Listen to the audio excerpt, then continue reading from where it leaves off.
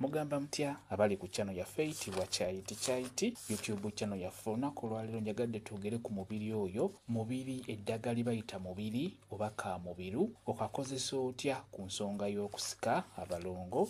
Olw'omunnaffe wano wakimbuuzizza nti mubiri ono mukozesa ntya ku nsonga y'okusika abalongo, n'ombuuza nti asobola obbasika. Okusookera ddala kye njagala okubuulira, eddagala lino liba lituyambako buyambi naye gwasika gwe gwagenda okusika olina okuba nga kyokola okitegeera, kuba gwoleetera abalongo abo okukona, okulemera ewamu, okubusika nga bwonna butono nga teziweddeyo bulungi.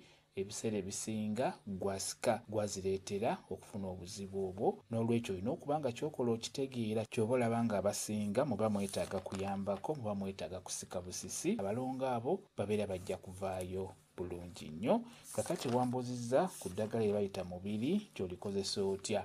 Mubiri oyo kusookera ddala bw'atyo bw'afaanana. Funa obukoola obwo bulina amazzi, bw'oba ng'obadde obunyize n'obunyigira mu ngalo, bulina amazzi mangi. Bufune, sooka obwozeeko bulungi mu mazzi, buveeko obukyafu.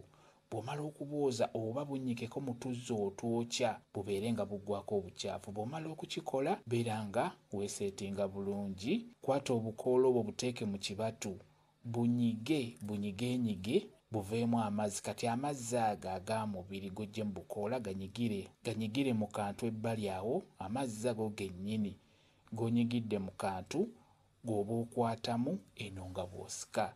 Kwata mu mazzi ago g'oggye mu bukoola bwa mubiri gw'oba okwatamu eno nga bw'osika. Otuzzi olwo tujja kukuyamba ku nsonga eyo ey'okukyalira ensiko, ey'okuteekako abalongo. Mubiri asikira ddala bulungi nnyo.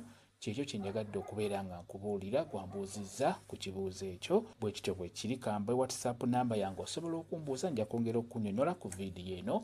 WhatsApp namba yange eri 0777873401 yeeyo WhatsApp namba yange.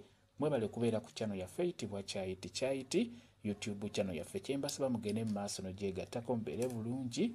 Mweraba.